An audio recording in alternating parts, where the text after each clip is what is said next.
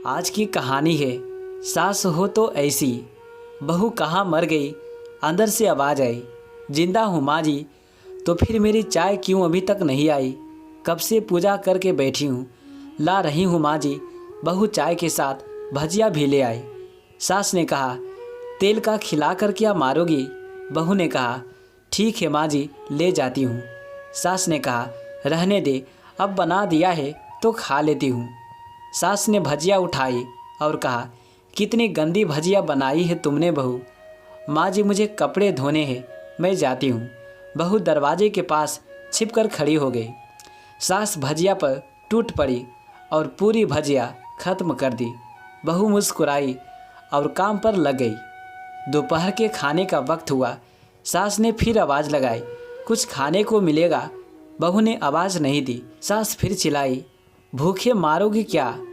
बहू आई, सामने खिचड़ी रख दी। सास गुस्से से, ये क्या है? मुझे इसे नहीं खाना, इसे ले जाओ। बहू ने कहा, आपको डॉक्टर ने दिन में खिचड़ी खाने को कहा है, खाना तो पड़ेगा ही। सास मुंह बनाते हुए, हाँ तो मेरी माँ बन जा। बहू फिर मुस्कुराई और चली गई। आज इनके घर पूजा थी। बहू सुबह 4 बजे से उठ गई। पहले स्नान किया, फिर फूल लाई, माला बनाई, रसोई साफ की, पकवान और भोज बनाया। सुबह के 10 बज गए। अब सास भी उठ चुकी थी। बहू अब पंडित जी के साथ भगवान के वस्त्र तैयार कर रही थी। आज ऑफिस की छुट्टी भी थी। उनके पति भी घर पर थे। पूजा शुरू हुई। सास चिल्लाई, बहू ये नहीं है, वो नहीं है। सारे लोग तरह तरह की बातें करने लगे। कैसी बहू लाई है, कुछ नहीं आता, एक काम भी ठीक से नहीं कर सकती, न जाने कैसी बहू उठा लाए। एक आरती की थाली भी संभाल नहीं सकी।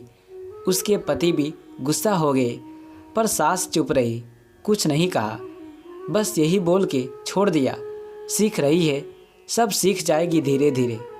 अब सबको खाना परोसा जाने लगा।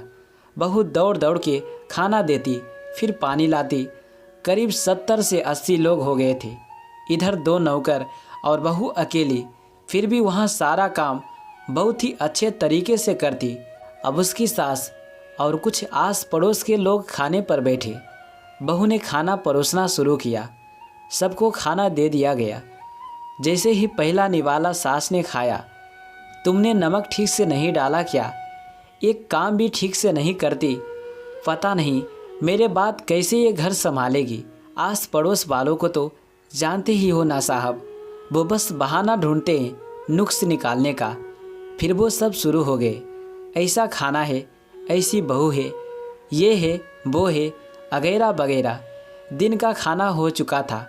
अब बहू बर्तन साफ करने नौकरों के साथ लग गई। रात में जगराता का कार्यक्रम रखा गया था। बहू ने भी 1-2 गीत गाने के लिए स्टेज पर चढ़ी। सास जोर से चिल्लाई, मेरी नाक मत कटा देना, गाना नहीं आता तो मत गा, वापस आ जा। बहू मुस्कुराई और गाने लगी। सबने उसके गाने की तारीफ की, पर सास मुंह फुलाते हुए बोली, इससे अच्छा तो मैं गाती थी जवानी में, तुझे तो कुछ भी नहीं आता। बहू मुस्कुराई और चली गई। अब रात का खाना खिलाया जा रहा था। उसके पति के ऑफिस के दोस्त साइड में ही ड्रिंक करने लगे। उसका पति चिल्लाता, थोड़ा बर्फ लाओ, तो सास चिल्लाती, यहाँ दाल नहीं है। फिर चिल्लाता, यहाँ ड्रिंक नहीं है, पापड़ ले आओ। इधर उधर आखिरी में उसके पति की शराब गिर पड़ी उसके एक दोस्त पर और बोतल टूट गई। पति गुस्से में 2 झापड़ अपनी पत्नी को लगाते हुए कहता है, जाहिल कहीं की, देखकर नहीं कर सकती, तुझे इतना भी काम नहीं आता। सारे लोग देखने लगे। उसकी पत्नी रोते हुए कमरे की तरफ दौड़ी। फिर उसके दोस्तों ने कहा, क्या यार, पूरा मूड खराब कर दिया, यहाँ नहीं बुलाया होता, हम कहीं और पार्टी कर लेते। कैसी अनपढ़ गवार बीवी ला रखी हो तूने, उसे तो मेहमानों की इज्जत और काम करना तक नहीं आता। तुमने तो हमारी बेइज्जती कर दी। अब आस पड़ोस की औरतों को और बहाना मिल गया। वो कहने लगी, देखो क्या कर दिया तुम्हारी बहू ने, कोई काम की नहीं है। मैं तो कहती हूँ अपने बेटे की दूसरी शादी करा दो, छुटकारा पाओ इस गवार से।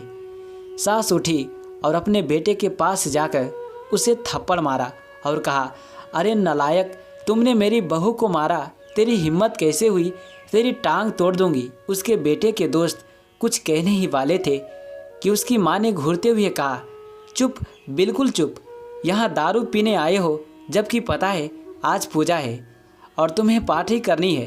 कैसे संस्कार दिए हैं तुम्हारे माता पिता ने, और किसने मेरी बहू को जाहिल बोला। जरा इधर आओ, चप्पल से मारूंगी अगर मेरी बहू को किसी ने शब्द भी कहा तो।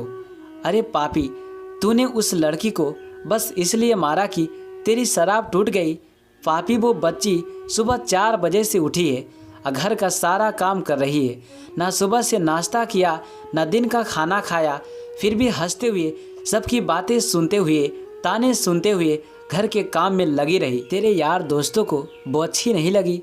जूते से मारूंगी तेरे दोस्तों को जो कभी उन्होंने ऐसा कहा। उसके यार दोस्त चुपके से खिसक लिए।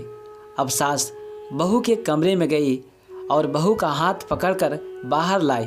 सबके सामने कहने लगी, किसने कहा था अपनी बहू को घर से निकाल के दूसरी बहू ले आना, जरा सामने आओ।